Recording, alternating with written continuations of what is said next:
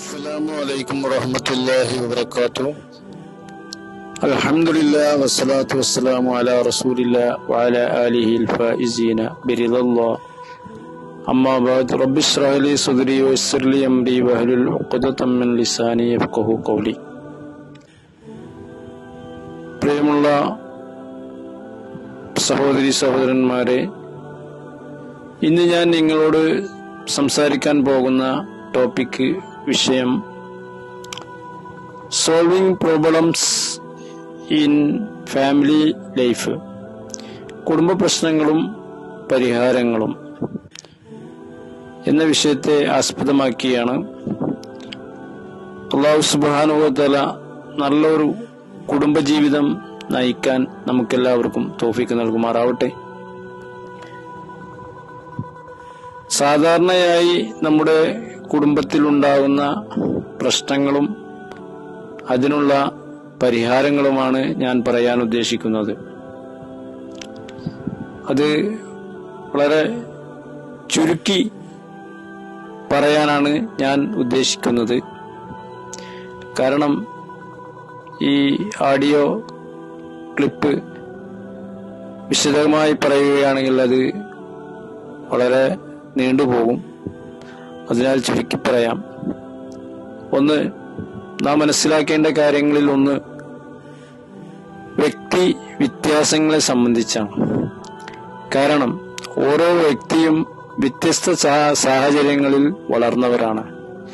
എല്ലാവർക്കും, ഭാര്യയ്ക്കായിക്കോട്ടെ ഭർത്താവിനായിക്കോട്ടെ, അതിൻ്റെ ഇഷ്ടാനിഷ്ടങ്ങളും പെരുമാറ്റങ്ങളും സംസാര ശൈലിയും ചിന്തകളും വ്യത്യസ്തമായിരിക്കും. കാരണം വ്യത്യസ്ത കുടുംബങ്ങളിൽ നിന്ന് വന്ന ആളുകളായിരിക്കുമല്ലോ ഭാര്യയും ഭർത്താവും. അപ്പോ ഇതിനെന്താണ് നമ്മൾ പരിഹാരം? വ്യക്തിവ്യത്യാസങ്ങൾ ഇഷ്ടപ്പെടുക, അതൊരു പരിഹാരമാണ്. അതേപോലെ തന്നെ ആ വ്യത്യസ്തങ്ങളെ അത് അംഗീകരിക്കുക, മറ്റുള്ളവരുടെ കാഴ്ചപ്പാടുകളുടെ കാരണങ്ങൾ മനസ്സിലാക്കുകയും അത് ഉൾക്കൊള്ളുകയും ചെയ്യുക. ഒരു കാര്യം നാം മനസ്സിലാക്കേണ്ടത്, കുറവുകൾ എല്ലാവരിലുമുണ്ട്.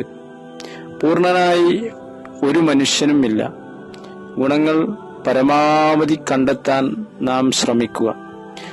മറ്റാളിലുള്ള ഭാര്യ ആയിക്കോട്ടെ ഭർത്താവ് ആയിക്കോട്ടെ, അവരിലുള്ള ഗുണങ്ങൾ കണ്ടെത്താൻ ശ്രമിക്കുക. ആ ഗുണങ്ങളെ നാം ഇഷ്ടപ്പെടുക.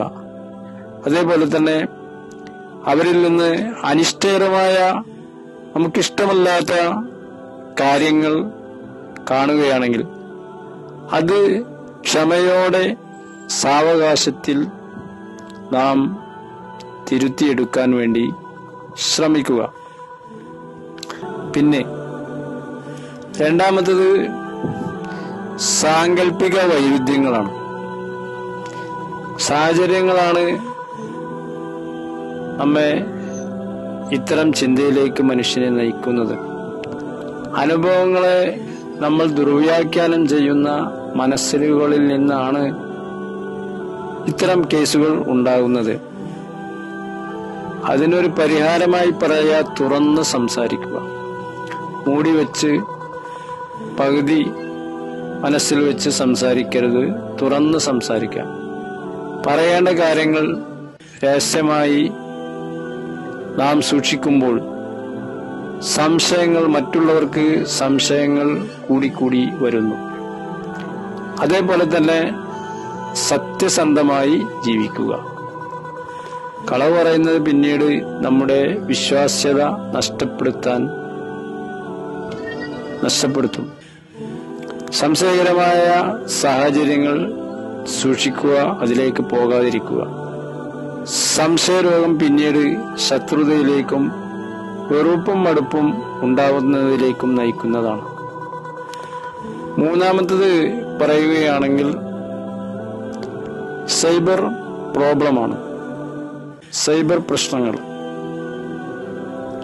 മൊബൈൽ, സോഷ്യൽ മീഡിയ, ഇന്റർനെറ്റ് ഉപയോഗം ഏറ്റവും കൂടുതൽ വർദ്ധിച്ചിരിക്കുന്ന ഒരു കാലഘട്ടമാണിത്. അപ്പോൾ സംശയകരമായ സാഹചര്യങ്ങളിൽ ഇത്തരം കേസുകൾ കൂടുതലാണ്.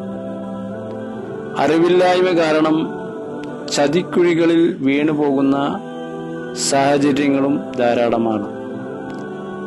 അതിന് സോഷ്യൽ മീഡിയ നാം ഉപയോഗിക്കുമ്പോൾ, മൊബൈൽ ഉപയോഗിക്കുമ്പോൾ, ബെഡ്റൂം അടക്കമുള്ള സ്വകാര്യ നിമിഷങ്ങളിൽ മൊബൈൽ തീർച്ചയായും മാറ്റിവെക്കേണ്ടതാണ്. ഇത്തരം കേസുകൾ ഉണ്ടാകുമ്പോൾ മൊബൈൽ പരസ്യമായി മാത്രം ഉപയോഗിക്കുക. രഹസ്യ സ്വഭാവങ്ങൾ ഒരിക്കലും നമ്മിൽ നിന്നുണ്ടാവരുത്. അത് സംശയങ്ങൾ ജനിപ്പിക്കുന്നതാണ്. അതേപോലെ തന്നെ നാം അപകടങ്ങൾ ബോധ്യപ്പെട്ടാൽ അല്ലെങ്കിൽ നമുക്ക് ഇടയിൽ വല്ല പാകപ്പിഴവുകളും സംഭവിച്ചാൽ അത് തുറന്നു പറയുക. അതേപോലെ തന്നെ മൂന്നാമത്തെ കാര്യം മുൻധാരണകളാണ്. കുടുംബത്തിൽ പ്രശ്നമുണ്ടാകാൻ മൂന്നാമത്തെ കാരണം മുൻധാരണകൾ. കുടുംബങ്ങൾക്കിടയിൽ വഴക്കുകൾ രൂപപ്പെടുന്നതിന് ഏറ്റവും പ്രധാനപ്പെട്ട ഒരു കാരണമാണ് മുൻധാരണ.